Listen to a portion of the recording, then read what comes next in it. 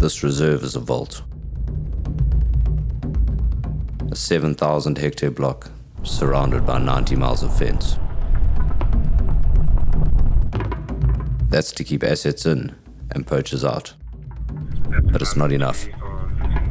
Carl and Floris are trained in counter and anti-poaching. They live in the bush, guarding rhinos. It seems apocalyptic, but it's real.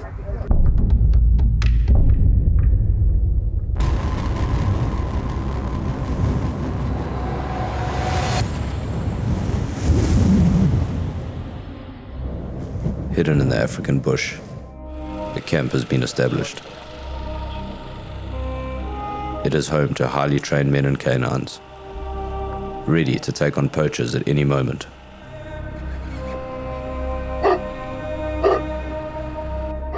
A monument has been erected at the entrance of the camp in honor of the animals that have fallen on this reserve.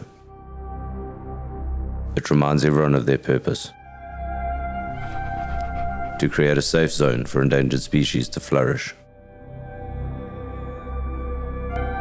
So what's going on the ground here, this is United Wildlife Protection Services. So it's a bunch of anti-poaching organizations that have come together in order to save our national heritage and to save our animals from extinction. What we've done is we've combined forces and combined all the intel and combined our share of operators, and we've all come together to kick a dent in this thing, you know. We said, what can we do to become the solution and not just another anti-poaching company? And we decided to unite the fight and put his specialties and my specialties into one. His specialties being the canine, my specialties being ground warfare. We are in hot pursuit of spoor. Identification of the spoor is 20 minutes old. We arrived on the 19th of December to 2 poached rhinos. One was dead with its horn off. The other one we found wounded with a shoulder shot. The projectile ended up beating itself in the heart, but the whole shoulder was shattered. The whole world knows what it looks like. The whole world doesn't know what it feels like.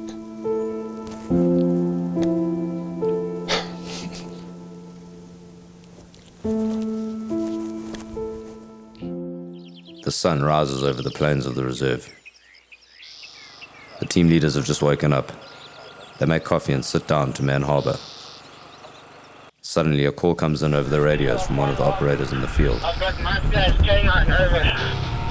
He's in hot pursuit of a suspect running through the reserve. Floris grabs his shotgun while Carl gets Diego ready and mounts up into the QRF vehicle.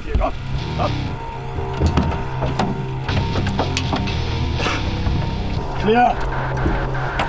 The quick response team hightails it to the location given by the field operator. Are we in front or behind? They're behind us. They're behind us. Behind us. Where is he? Where? Go straight, Captain. Down. School jump. Oh, yeah, that's cool. Let's go up. Come, let's go up. Come. While the suspect runs off into the distance, the ground unit are loaded into the vehicle and give chase. They drive along the edge of the reserve and see him jumping the fence.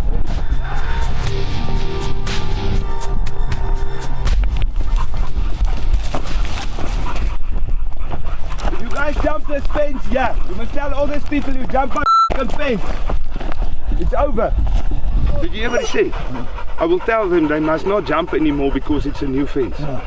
So this is a common thing. Yeah, what are they shortcutting? Huh? Yeah, he went through there.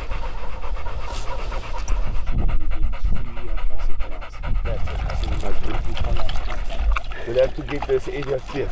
Call that man that jumped this fence, I want him. Cuck man, he's inside that house, I'll come in there with a injured with me. Call that man. He jumped here, we saw him jumping here, man. Carl's aggression is strategic. Their top priority is to maintain perimeter integrity. Neighbors must know the risks. A man appears at the fence and calls Floris over. He tells him that it wasn't anyone from his side, but it was the staff repairing the fence they were jumping over. trap maak hierso. Dis hulle? hulle spring hierso as hulle kom die goede koop hier kan. Ja.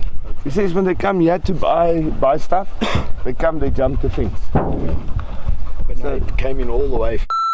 Probably just chucking over the fence so that your mom doesn't see him going to these guys. Let's go see them.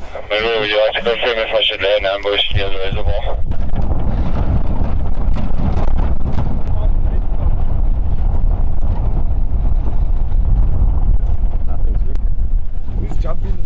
Carl gets out and asks the repair crew who jumped the fence. No one knows. Let's just watch him, that's all. Just set up an ambush there. Hope you post, monitor them, watch them. See, as soon as they jump that fence. You guys watching back? That guy's in that house there. No, he is. Yeah. That was just playing nice. He's playing stupid, yeah. Yeah. That's why you also put it over onto these guys. Yeah. Suddenly they're interrupted. There's a black, I think that's a black Volkswagen that I think Midway is talking about. Black Can you see the car from here? Yeah, there it is. They head for a car that was called in earlier. Go straight out or inside? Rather inside. Everything has to be checked out and established if it's a threat or not. You see that man jumping the fence? A car that seems to be broken down could be a getaway car, or genuinely someone with engine trouble. Nothing is left to chance in this reserve. What we use in the bush and on the fences is all different strategies. Because we have to show force. If we don't show force, these people are just going to come in and play. We have to show them this is business at the end of the day. We're fighting for the survival of our heritage. People goes and says, whoa, whoa, whoa, whoa, whoa. Don't go there. These people's going to put dogs on you. They're going to come there. They're going to beat the living shit out of you. They don't care. And it's not because we want to be like that. But at the end of the day, we have to show aggression. We have to push people away to not wanting to come here. We have to put dogs on the back of the vehicle, drive around on the farm, even with the people working on the farm. I mean, our dogs, they like the generals here. They're the guys that's not scared of nothing, and we have to let them understand we've got them here. And if you are going to come and play on our playground, we're going to let them go, and we're going to let them play. I had, I would say, a good life growing up. The good that I had in my life came from this. Enjoying the quietness, enjoying the tranquility, seeing things in a balance, seeing an ecosystem that could balance itself. The animals and the bushveld and the wildlife gave me a lot of joy in my life.